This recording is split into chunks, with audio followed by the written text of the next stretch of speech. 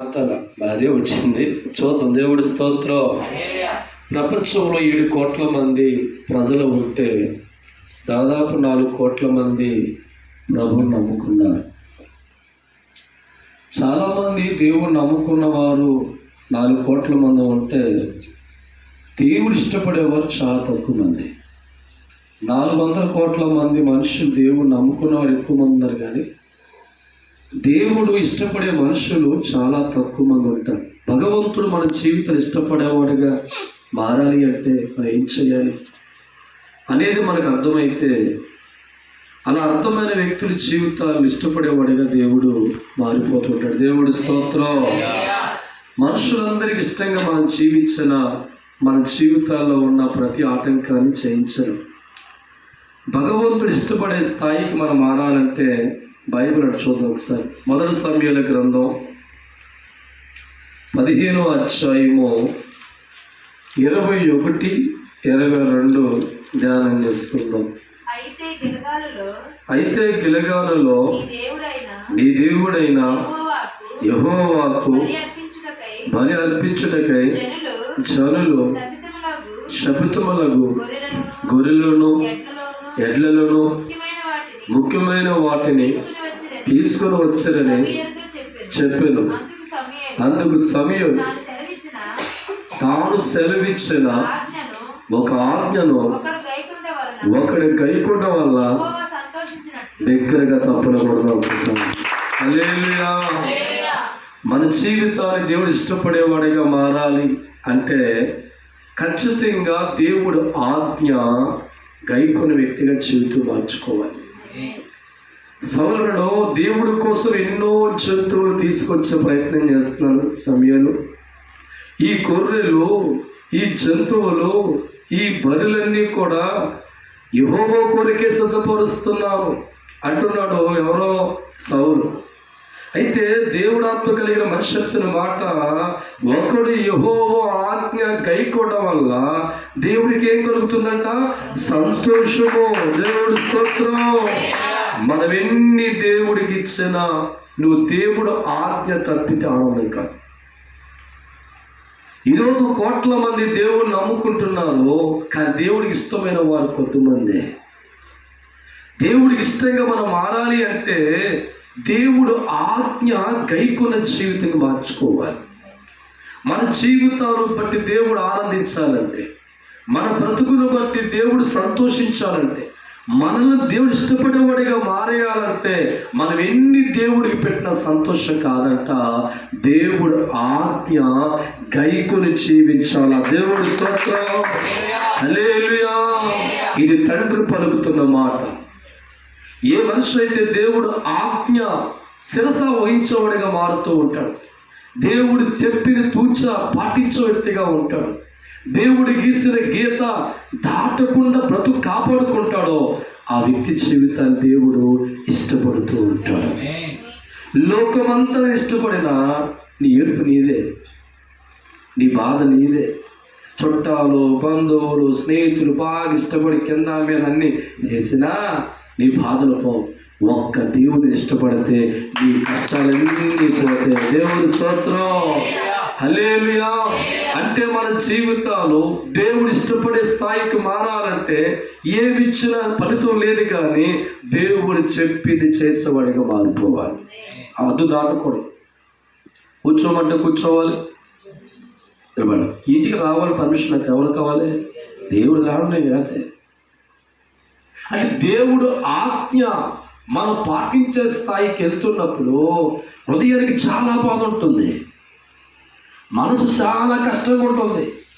దేవుడు ఆజ్ఞ ప్రేమించలేని వారికి చాలా బాధగా ఉంటుంది.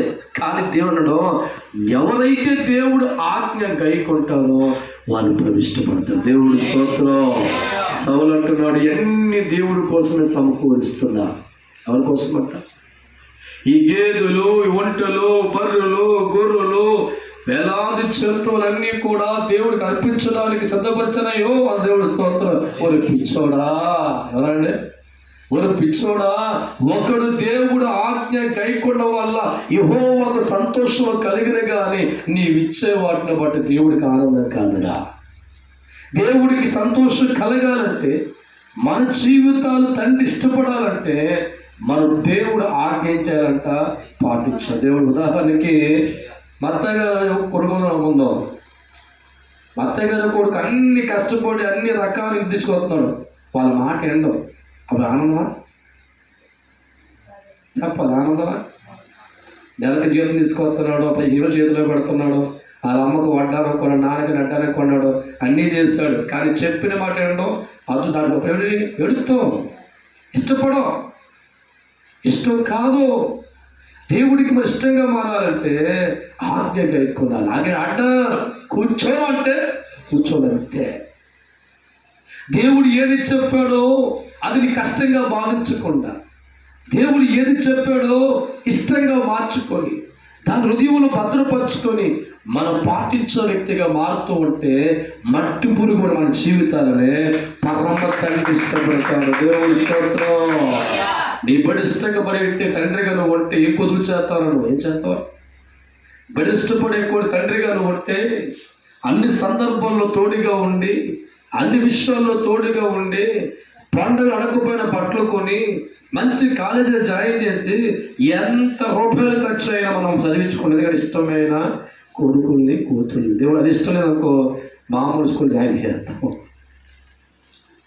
ఇష్టంగా మన కొడుకు లేకపోతే, మనం సంతోషించే స్థాయిలో కొడుకులు లేకపోతే వాడి గురించి ఎక్కువ పట్టించుకోవు, ఆలోచన చేయవు. కానీ ఆజ్ఞ తప్పకుండా పాటించే కొడుకుల జీవితంలో ఎక్కువ ఆలోచనతో వాడికి ఏ భవిష్యత్తు బాగుంటుందా? దేవుడు కూడా మన జీవితాలు ఇష్టపడాలి అంటే మనం ఎన్నిచ్చినా కాదు, మొదటిగా దేవుడు నోట వచ్చిన ఆజ్ఞ కైకొని పాటించే వ్యక్తిగా మారితే యెహోవాకి ఏం కలుగుతుందంట? సంతోషం. దేవుడు స్తోత్రం. పరలోకంలో దేవుడికి మట్టి మనిషి సంతోషంగా స్థాయి మారితే ఆ మనిషి పేదవాడిగా ఉంటాడు. ఈరోజు కోట్ల మంది దేవుడు నమ్ముకున్న దేవుడికి ఇష్టమైన మనుషులు కొద్దిమందేనండి. ఎందరో దేవుడు నమ్ముకుంటున్న ప్రార్థనా మందిరికి వెళ్తూ ఉంటారు, కానీ ఉన్న మనుషులు కలిపి చాలా తక్కువ. సంతోషం చాలా తక్కువ. ఎప్పుడైతే దేవుడు సంతోషపరిచే వ్యక్తి అయిపోతూ ఉంటామో దేవుడు అన్నీ మనకి ఇస్తాడు. దేవుడు స్తోత్రం. వద్దన్న డబ్బు ఇంటికి వస్తుంది, ఆరోగ్యం ఇంటికి వస్తుంది, ఐశ్వర్యం ఇంటికి వస్తుంది, మేలు జరుగుతూ ఉంటాయి, అన్ని జరుగుతాయి. దేవుడు స్తోత్రం. హల్లెలూయా, హల్లెలూయా. కాబట్టి రాత్రికాలం మందు నాతో సహా ఈ కుటుంబంతో పలికిన మాట ఆర్డర్ వినంతే. నీ తండ్రి నీకేది చెప్పాడో, నీకేది బోధించాడో, ఏ క్రమం నేర్పించాడో, ఏ పద్ధతి నేర్పించాడో, ఎలా ఉండమని ఒక ఆజ్ఞ దేవుడు వేస్తాడో అది తప్పేవాడిగా కాక పాటించేవాడిగా ఉంటే దేవుడికి ఇష్టపడే కుటుంబాల్లో మారిపోతాం. అది లేని దినాన్న మనం ఎంత దేవుళ్ళు ఎదుగుతున్నా, ఎంతగా దేవుల్లో ఉన్నా మన జీవితాలు ప్రభుకి ఇష్టంగా ఉంటాడు. దేవుడు ఇష్టపడతాడు. నలుగురు కొడుకులు ఉంటే ఒకడే ఎందుకని ఇష్టం, నలుగురు ఉంటారు ఎంతో, కానీ ఒకడే మీద మమకారం పెరుగుతుంది. ఒకరినే మనం ప్రేమిస్తూ ఉంటాం, ఆ నోట్లో మొత్తెట్టి తినడం అంటాం. హల్లెలూయా. మనతోనే ఉంటాడు కొడుకు, మనతోనే కూతుర్లో ఉంటారు. ఎవరిని ఎక్కువ అమ్మినెత్తామంటే మన మాట దాటు మనం అమ్మినెత్తాం. వాడు తింటూ ఉంటాం, అన్న ముందే నోట్లు పెడతాం. దేవుడితో మనం ఉంటాం, మనతో దేవుడు ఉంటాడు, కానీ దేవుడి మనస్సులో మట్టిగా నీకు స్థానం ఉండదు. దేవుడు మనస్సులో చోటు ఉండదు. ఎందుకంటే నథింగ్ ఇస్తాడు, కానీ ఆ ఇష్టంగా మన జీవితాలు ఆయన చూసే స్థాయికి ఉండవు. అందుకే దేవుడు ఒకడు ఆజ్ఞ గైకొనడం వల్ల యెహోవా సంతోషించరు, కానీ దహన బలుల బట్టి యెహోవాకి సంతోషము కాదు. తెలిపే సంగతి. దేవుడు స్తోత్రం. హల్లెలూయా.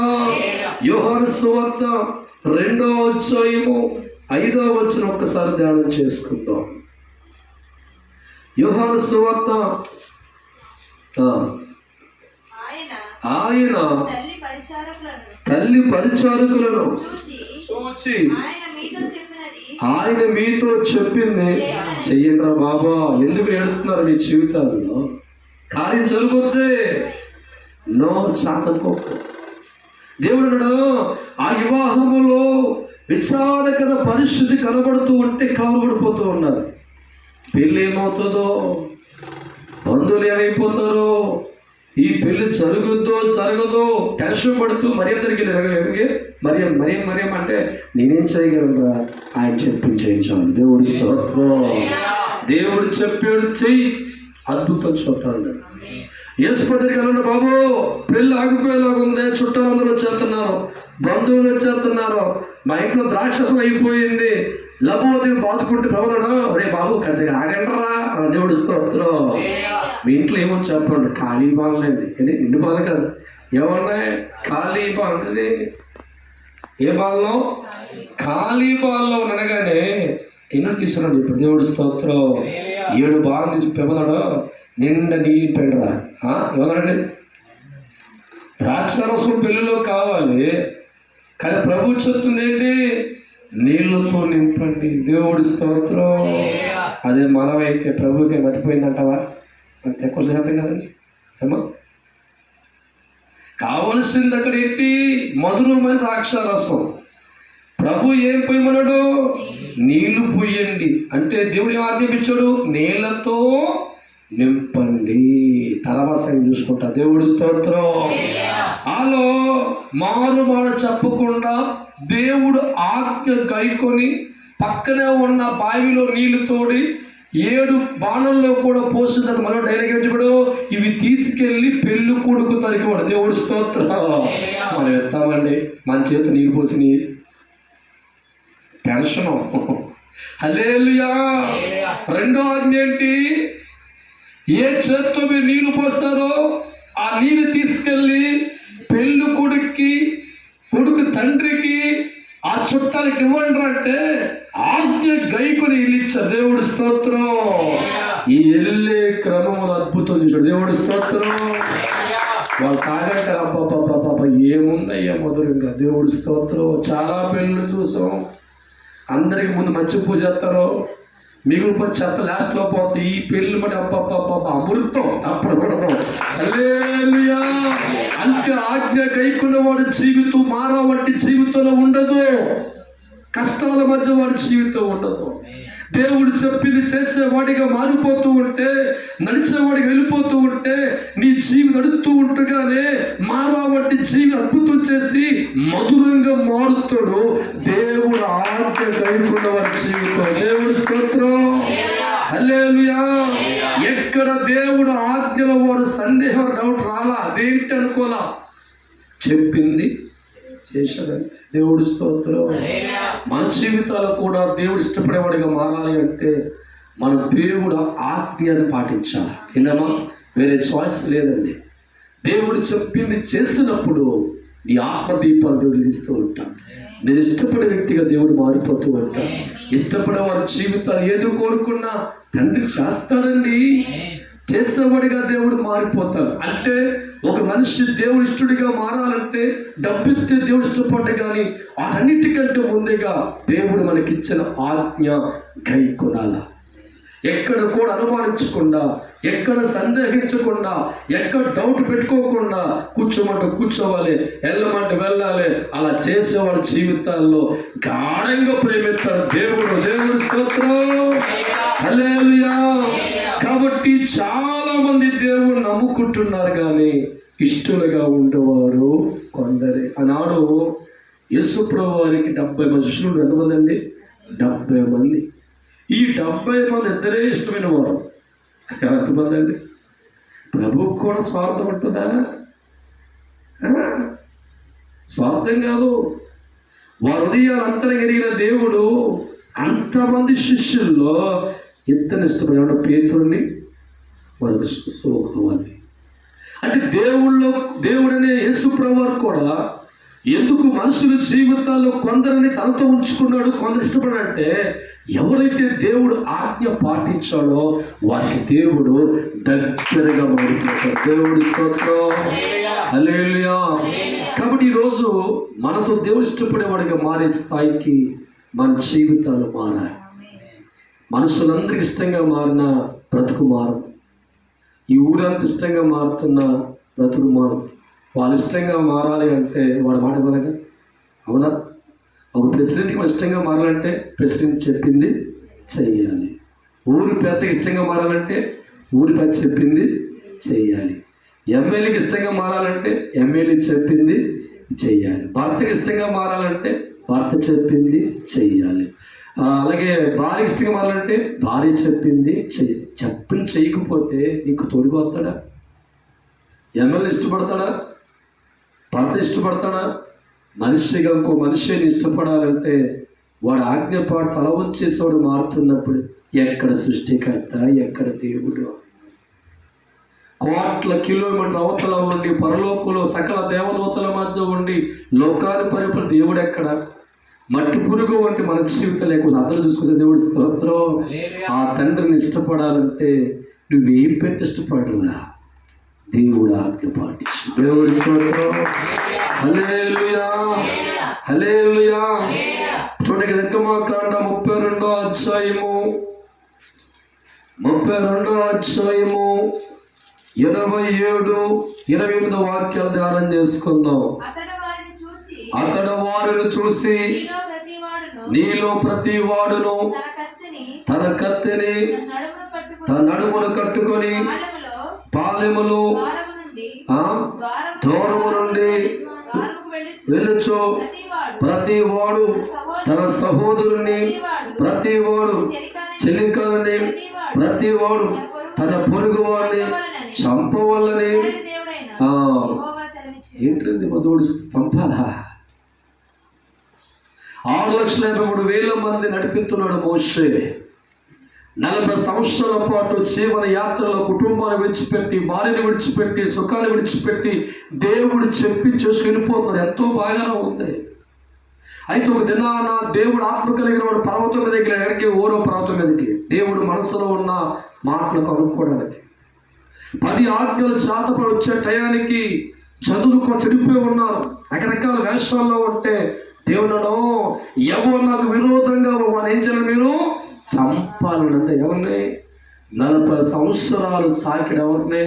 ఇశ్రాయేలు జనాంగం. ఎవరు? మోషే. దేవుడు అనేకులు చదువు కోసం కష్టాలు పడ్డ మోషేతో దేవుడు పలుకుతున్న మాట, మోషే చదువులు చడిపోయి ఉన్నారు కనుక ఎవరు నాకు విరోధంగా ఉన్నారో వారు ఇప్పుడు దాకా సహోదరుగా వారు నడిచారు. నాకు విరోధంగా ఉన్న ప్రతి సహోదరుని నీ పొరుగు వాళ్ళు ఏం చేయాలంట? చంపవలెను. దేవుడు స్తోత్రం. హల్లెలూయా. దెమ్మ తిరిగి పడ్డదే. దేవుడు స్తోత్రం. హల్లెలూయా. చదువు కింద వాక్యం ఉంది, లేవీయులు మోషే మాట చొప్పున చెయ్యగా ఆ దినముల్లో ఇంచుమించు 3,000 మంది కూలిరి. ఆజ్ఞ ఏం చేయాలి? చంపంతే. దేవుడు చెప్పింది మోషే చేశాడండి. ఎవరినైతే సాకాడో, ఎవరి కోసమైతే కష్టపడ్డాడో, ఎవరి కోసం కుటుంబాన్ని విడిచిపెట్టాడో, ఎవరి కోసం బిడ్డలు విడిచిపెట్టి ప్రజల బాగుండా పరిగెత్తాడో ఆ మోషేకి దేవుడిచ్చిన ఆజ్ఞ వారు వ్యతిరేకులుగా మారిపోయారు, చెడ్డవారిగా మారిపోయారు కనుక వారు భూమి మీద ఉంటా వీళ్ళు చంపగానే లేబులందరూ లేచి వాళ్ళు చంపారు. ఎవరు మాట? దేవుడు ఆజ్ఞ. దేవుడి స్తోత్రం. అంటే దేవుడు చెప్పింది చేసేవాడిగా ఉన్నాడు కాబట్టి చచ్చే వరకు మోసే ఉన్నాడు. దేవుడు ఉన్నాడు. భూమిలో కలిసిపోయే వరకు, చనిపోయే వరకు మోసే దేవుడు విడిచిపెట్టకుండా ఇష్టమైన వాడిగా మోసే దేవుడితో ఉన్నవాడిగా, దేవుడు మోసే ఉన్నవాడిగా వారి జీవితాలు కొనసాగే. ఎక్కువగా మోసేని దేవుడు ఇష్టపడేవాడు. దేవుడి స్తోత్రం. అది ఒక్కసారి దేవుడు అంటాడు, ఈ బంధువులు అంటాడంతే కదా, దేవుడి స్తోత్రం. హల్లెలూయా. బాగా నువ్వు దేవుని ప్రేమిత అంటాడు, ఆ పేరు అంటాడు. దేవుడి స్తోత్రం. మనిషిగా దేవుని ప్రేమిత్తావు గాఢంగా, ప్రభుకు నచ్చదు కనుక అంటాడు దాన్ని వదిలే అంటాడు. మనం వదలలేము. ఇటు ప్రభువు కావాలనుకుంటాం, అది కావాలనుకుంటాం. లోప సామెత అవ్వ కావాలి. హల్లెలూయా. అందుకే ప్రభు చెప్పాడు, ఏది నాకు ఇచ్చిన సంతోషం కాదు, నన్ను కలిపిన వాడు మాట వినాలి. ఏది నాకు ఇచ్చిన సంతోషం కాదు, నా మాట వారు వినరే, నా ఆజ్ఞనే గైకొంటే ఇష్టడుగా మారిపోతారు. నా ఆజ్ఞనే గైకొంటే ఇష్టడుగా మారిపోతారు. దహన బలులు కంటే శ్రేష్ఠ బలులు కంటే, దహన బలులు కంటే శ్రేష్ఠ బలులు కంటే ఒకడు ఆజ్ఞ గైకొనుట దేవుడు సంతోషమే, దేవుడు సంతోషమే. హల్లెలూయా. ఒకరోజు దాదాపు 15 సంవత్సరాల క్రితం రోజు గదిలో ప్రార్థన చేసుకుంటూ ఉన్నాను.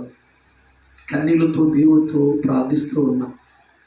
ఒక గంట డీప్గా దేవుళ్ళలో ప్రార్థన వెళ్ళగా వెళ్ళగా వెళ్ళగా వెళ్ళగా ఒక దేవుడు అన్నాడు, అదే మీ నాన్న శబరిమల వెళ్తే సిద్ధపడుతున్నాడు, ఈ ఇల్లు దాటి బయటకు అడుగుపెట్టి చీకటి రారోపణ చేయమన్నాడు. కదండి, ఏం చెప్పాడు?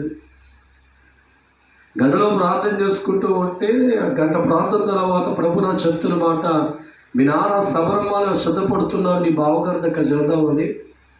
ఒక్కసారి గుమ్మం దాటి బయటికి వెళితే జీవిత కాలం మీ నాన్న ఇంట్లో ఉండటానికి చెప్పారు. వెంటనే గదిలో బయటకు వచ్చా. మా నాన్నతో అన్నాను, ఒక్కసారి బయటకి ఎక్కావంటే జీవిత కాలంలో మనం చెప్పాం. దేవుడి స్తోత్రం. చెప్పగలరా? ఆజ్ఞ తప్పు. హల్లెలూయా. ఈ 19 సంవత్సరాలు ఎన్నో టెస్టింగ్ ఆజ్ఞలు దేవుడు పెడితే నెగ్గడానికి ప్రయత్నం చేస్తాం. కానీ ఈనాడు దేవుడు నాలాంటి చదువుకు వాడి జీవిత దేవుడు అండి. నేనేమైనా ప్రార్థన పరున్నా బాగా ఉన్నవాళ్ళు చెప్పండి. ఎందుకు ప్రభు నాతో ఉంటున్నాడు ఆలోచించి దేవుడు చెప్పింది ప్రాణాలు ప్రియ చేయకూడదు. దేవుడి స్తోత్రం. ఈరోజు మోషే జీవితం గమనిస్తున్నా. ఎందుకు మోషే ఇష్టపడుతున్న దేవుడు అంటే 40 సంవత్సరాల పాటు ప్రజలు సాకి ఎన్నో అనురాగ బంధాలు పంచుకొని 40 సంవత్సరాలు కలిసిమెలిసిన జనంగా ఒక బ్యాచ్ అన్నాడు, చంపే అన్నాడు. దేవుడి స్తోత్రం. అంటే వారు చెడుపు హృదయాలు కలిగి ఉంటే, చెడ్డ మార్గంలో ఉంటే వారిని బట్టి మిగతా జాతి కుళ్ళు పడుతుంది కనుక వారు ఉండకూడదు కనుక మోషే వాళ్ళు చంపేమంటే లేవీయులందరూ కూడా గుండె ధైర్యం చేసుకొని దేవుడు ఆజ్ఞ పాటించడానికి ఎవరిని అన్నాన్ని పిలిచారో, ఎవరిని చెల్లెని పిలిచారో, ఎవరితో బంధం పెంచుకున్నారో వారందరి కత్తిపోటుతోని హతమార్చారండి. దేవుడి స్తోత్రం. అంటే దేవుడు ఏది చెప్పాడో అది చేసిన వాడిని ప్రవేశపడతాడు. దేవుడి స్తోత్రం. మనం అనుకుంటాం దేవుడు చంపుతాడని. ఎందుకంటే నీకు షుగర్ వ్యాధి వచ్చి పుండు పడితే ఆ బట్టలే తీయమని చెప్పిన డాక్టర్. అప్పుడు డాక్టర్ని ఏమన్నా అన్వేషణ అనుకోవాలా? చెప్పండి ఒకసారి. షుగర్ వ్యాధి వచ్చి కాలుకి పుండు పడింది. డాక్టర్ అని చెప్పాడు, అమ్మా ఏళ్ళు తీసే. అప్పుడు నీ డాక్టర్ అంతు కామాడుతా అంతు పడిందా? అది మాట వెళ్ళా సంవత్సరం మోకాళ్ళకి పెరిగిపోదు. మాట వెళ్ళ తొడగడకు వచ్చాడు. మాట వెళ్ళ వచ్చాడు. అర్థం దేవుడి స్తోత్రం. అంటే వైద్యుడు కఠినమైన మాట చెప్పినప్పుడు నీ భవిష్యత్తులు మేలుకొరికి ఆ మాట, ఎందుకంటే అక్కడ ఆగిపోతే విషామంగా ఉంటాం. 6,53,000 మంది జనాంగాల్లో 3,000 మంది చెడుపోని వారిగా ఉండి మనుషులు చెడగొడుతూ ఉంటే ఆ చెదపట్టిన వారి జీవితం తొలగించకపోతే మిగతా వారి జీవితాలు పాడైపోతాయి కనుక ప్రభు పలికిన ఆజ్ఞ వారి జీవితాలు ముగించండి. దేవుడి స్తోత్రం. ఏంటి మనం పెంచుకున్న బిడ్డ పొడవగలం? చెప్పండి ఒకసారి. చెప్పండి, పొడవగలమా?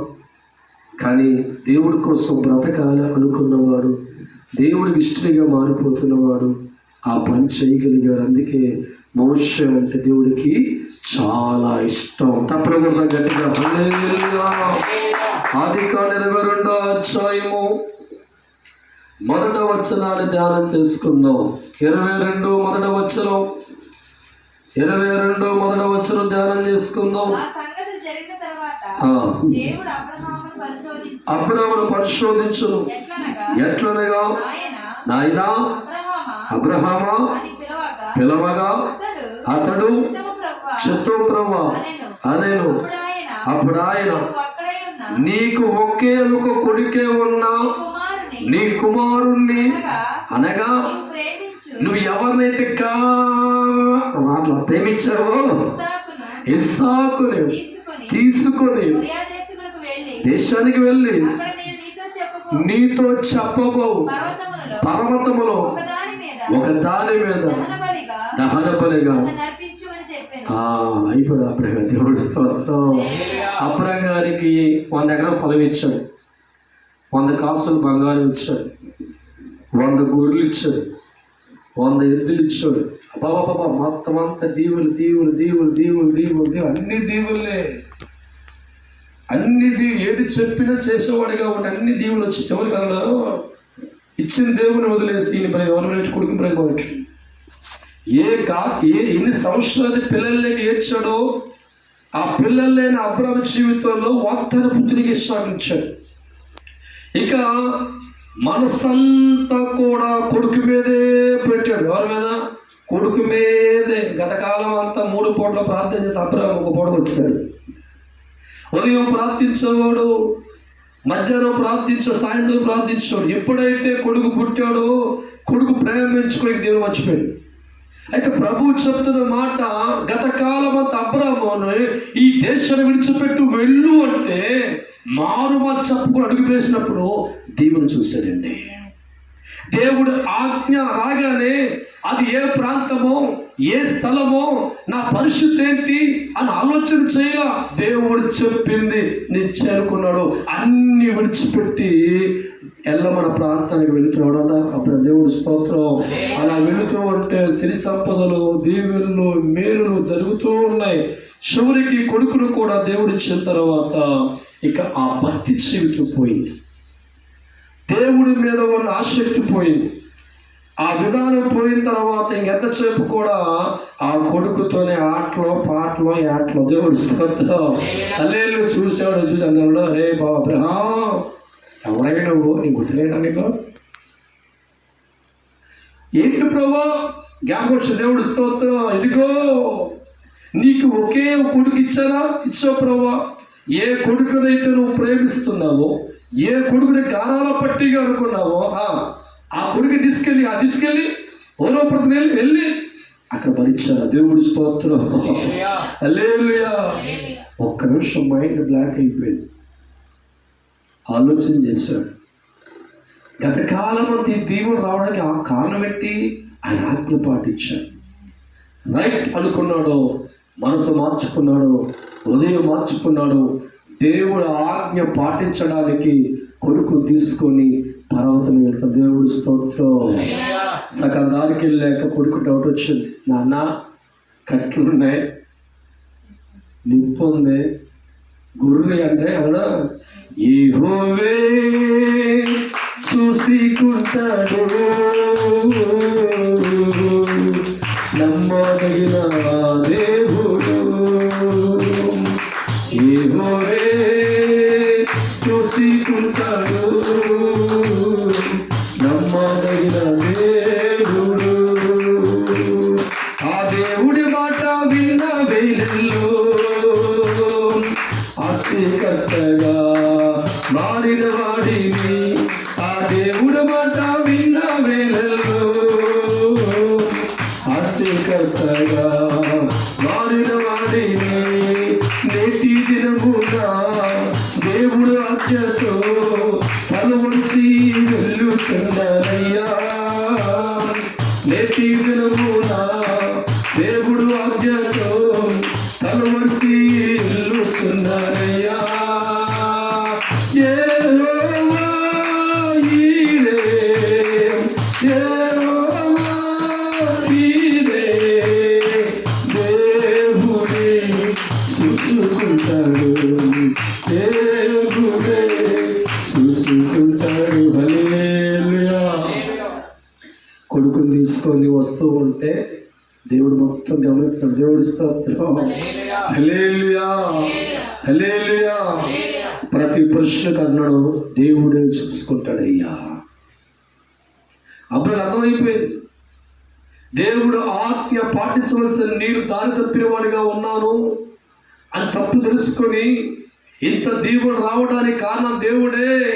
దేవుడు ఆజ్ఞ పాటించకపోతే నీ ప్రభుకు దూరస్తుడిగా ఉంటాను, నన్ను ఇష్టపడ్డ దేవుడు కొని కొడుకును కూడా బలి సిద్ధపడి ఎక్కడ ఉదయంలో ఫిక్స్ అయిపోయి దావచానమ్మా నడుచుకుంటూ వెళ్తున్నాను. ఆ రోజుల్లో 8 సంవత్సరం వయసు అంటే అంత ఎత్తుండేవాడు. అంత ఎత్తండి, చాలా 8 సంవత్సరం వయసు.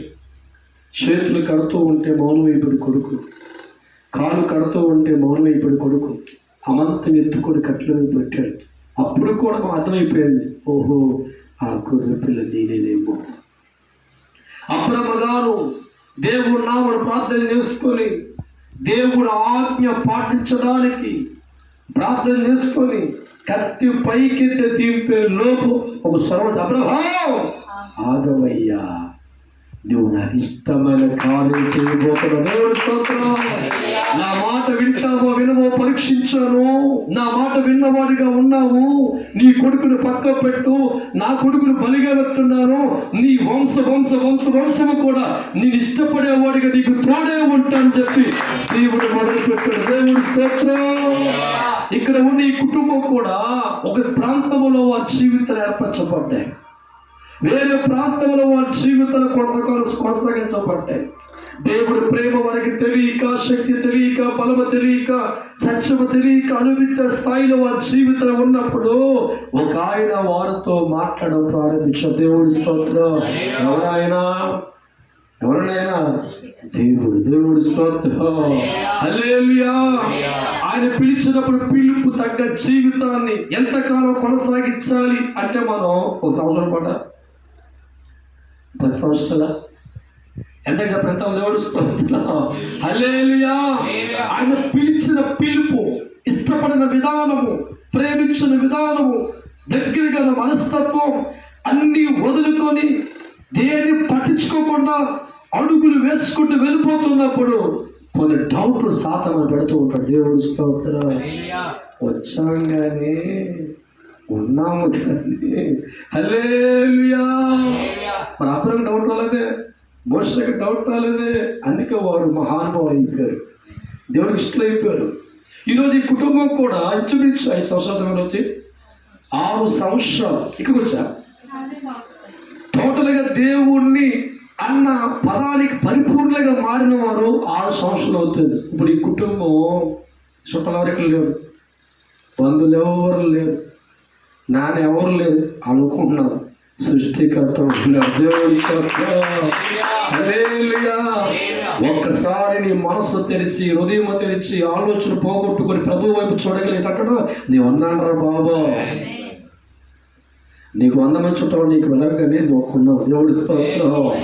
ఒక సర్వాభిషేకమారా, సర్వకాలమును జీవించే నేను ఇష్టపడేవాడిగా మారాలి అంటే మానవుడు నీవు తొలగించబడాలి, మానవ మనస్సు తొలగించబడాలి, నా ఆజ్ఞ గైకొనాలి, నేను చెప్పింది చెయ్యాలి. అటువాడు నాకు ఇష్టడు, వారి ధన్యుడు, వారి శ్రేష్ఠుడు, వారి లేమిలో ఉండడు, పేదరికంలో ఉండడు, దరిద్రములో ఉండడు, అప్పుల్లో ఉండడు. నాకు ఇష్టలైన వారు ధన్యులుగా మారుస్తాడు. హల్లెలూయా. దేవుడు ఎవరు చెప్పు దయచారమ్మా, దూకిమంటే దేవుడు స్తోత్రం. అవునా కదా. ఏ తల్లైనా బిడ్డని కావాల్సిన దూకిద్దా? మీ పాపన ప్రముఖవాళ్ళు తన తల్లి గారు చేపినట్టు చీకటిని తీసుకెళ్తుంది ఇలా అనుకుందాం, ఇలా తీసుకెళ్తూ ఉంది. ఎక్కడ డౌట్ పడతామమ్మా, మా అమ్మ నాకు అన్యాయం చేద్దని.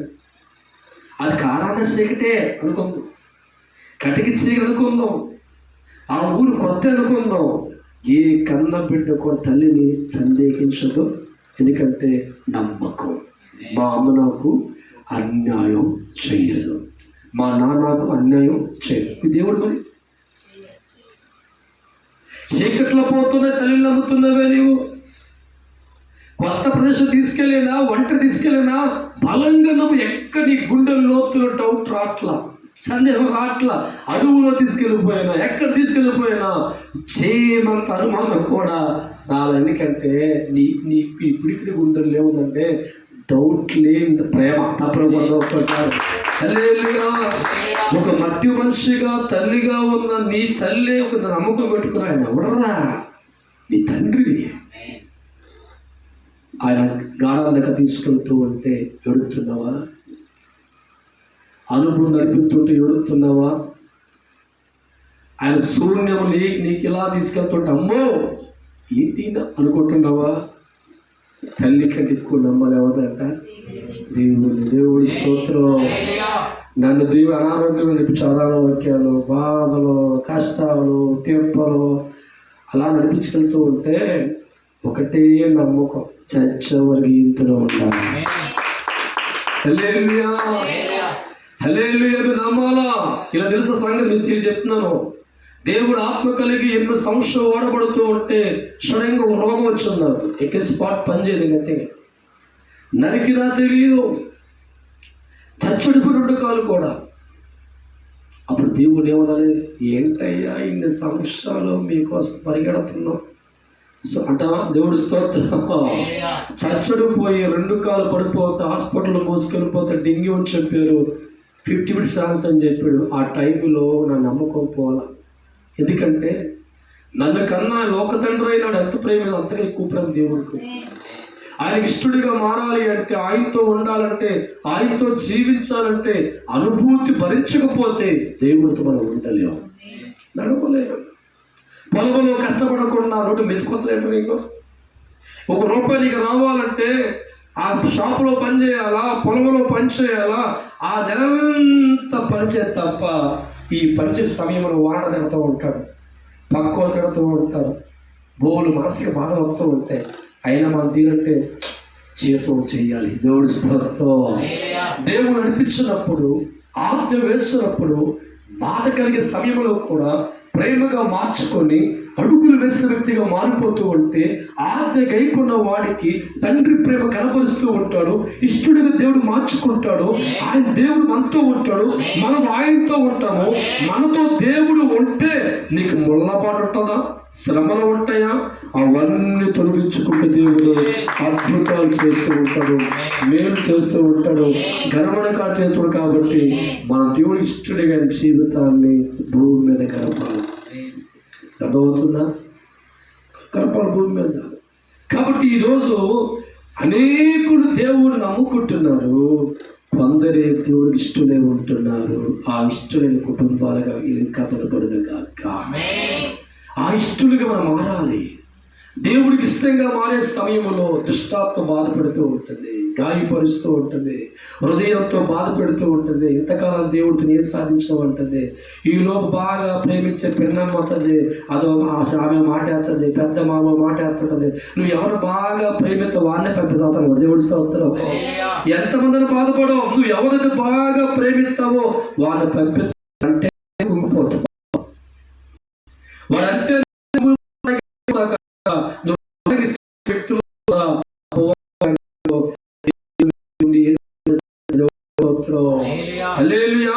కాబట్టి దేవుడు మనం చేయాల.